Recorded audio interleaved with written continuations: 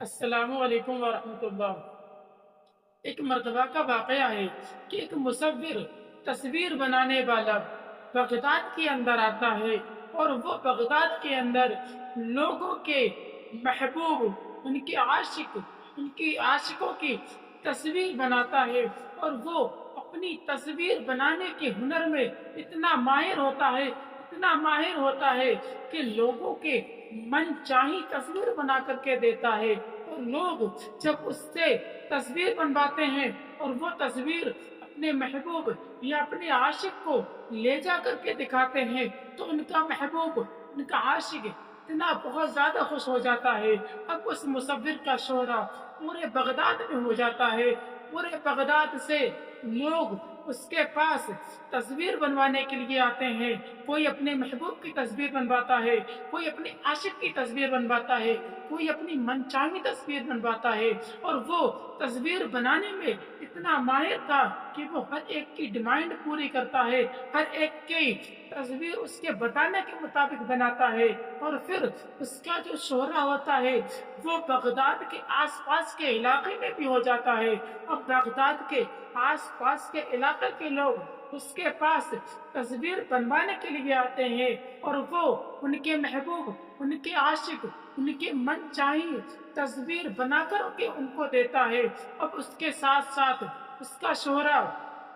اور دور دراز کے علاقوں میں بھی ہو جاتا ہے، حتیٰ کہ جو اس بازار میں تاجر تھے وہ لوگ بھی، اور دور دراز سے لوگ اس کے پاس اپنے محبوب، اپنے عاشق کی تصویر بنوانے کے لیے آ جاتے ہیں، اور وہ ہر ایک کے محبوب اور اس کے عاشق اور اس کی من چاہی تصویر بنا کر اس کے ہاتھ میں دیتا ہے، اور وہ اپنی تصویر بنانے کے کلا میں اتنا ماہر ہوتا ہے کہ جب کوئی انسان اس سے تصویر لیتا ہے اور جب وہ اپنے محبوب کے پاس جاتا ہے تو اس کا محبوب خوش ہو جاتا ہے، دور دراز تک اس کا شہرہ ہو جاتا ہے، ہر انسان اس کو جاننے کے لیے بےتاب ہونے لگتا ہے، ہر انسان اس کے پاس جانا چاہتا ہے، اس سے اپنی اپنی تصویر بنوانا چاہتا ہے۔ جب یہ شہرہ دور دور پھیلنے لگا تو اس وقت کے بہت بڑے اللہ کے ولی، جن کو پورا زمانہ جنید بغدادی کے نام سے جانتا ہے، جب جنید بغدادی تک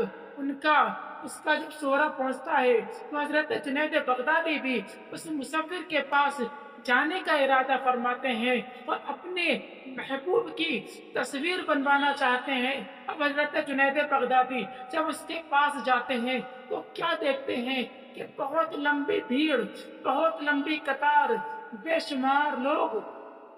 اس مصور کے دکان کے سامنے کھڑے ہوئے ہیں، اور کوئی اپنے محبوب، کوئی اپنے عاشق، کوئی اپنی من چاہی تصویر اپنے ذہن میں بنائے ہوئے اس لائن میں لگا ہوا ہوتا ہے، حتیٰ کہ حضرت جنید بغدادی کا نمبر آ جاتا ہے۔ حضرت جنید بغدادی اس مصور کے پاس جاتے ہیں اور اس مصور کے سامنے بیٹھتے ہیں، تو وہ مصور حضرت جنید بغدادی سے سوال کرتا ہے کہ آپ کے محبوب کا قد کتنا لمبا ہے؟ جب حضرت جنید بغدادی اس کو اپنے محبوب کا قد بتاتے ہیں، پھر وہ دوسرے سوال کرتا ہے کہ آپ کے محبوب کا چہرہ کیسا ہے؟ تو وہ حضرت جنید بغدادی سے اس کے بعد سوال کرتا ہے کہ یہ بتاؤ آپ کے محبوب کی آنکھیں کیسی ہیں؟ یہ بتاؤ آپ کے محبوب کی پلکیں کیسی ہیں؟ یہ بتاؤ آپ کے محبوب کی آنکھوں کی پتلیاں کیسی ہیں؟ یہ بتاؤ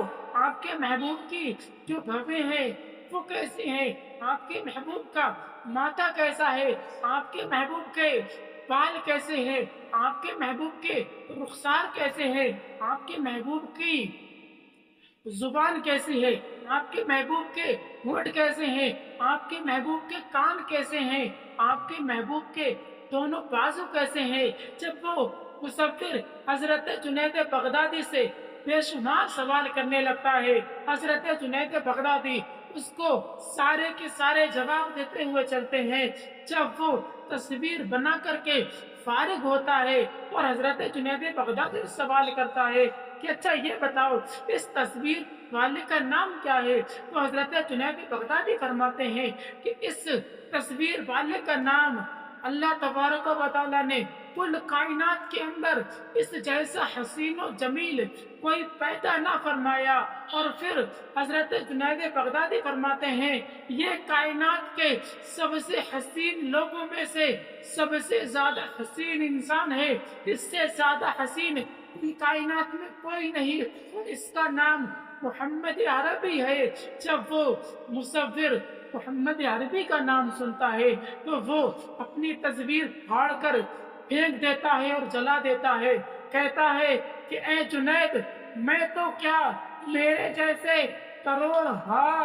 مصور تصویر بنانے والے سر جوڑ کر کے ایک جگہ بیٹھ جائے اور اس انسان کے صرف بال کی تصویر بنانا چاہے تو ہرگز اس کے بال کی بھی تصویر نہ بنا پائیں گے۔ اور وہ شخص اپنے گھر میں جاتا ہے اور قرآن پاک حضرت جنید بغدادی کے سامنے لا کر کے رکھتا ہے اور کہتا ہے اے جنید، جس کی تصویر اللہ تبارک و تعالیٰ نے خود اپنے دست قدرت سے بنائی ہو، اس کی تصویر کوئی دوسرا کیسے بنا سکتا ہے؟ اسی لیے تو اعلیٰ حضرت عظیم البرکت مجدد دین و ملت الشاہ امام احمد رضا خان فاضل بریلوی فرماتے ہیں کہ میں تو مالک ہی کہوں گا، کہ میں تو مالک ہی کہوں گا کہ وہ مالک کے حبیب یعنی محبوب و محب میں نہیں، میرا تیرا، یعنی محبوب و محب میں نہیں، میرا تیرا۔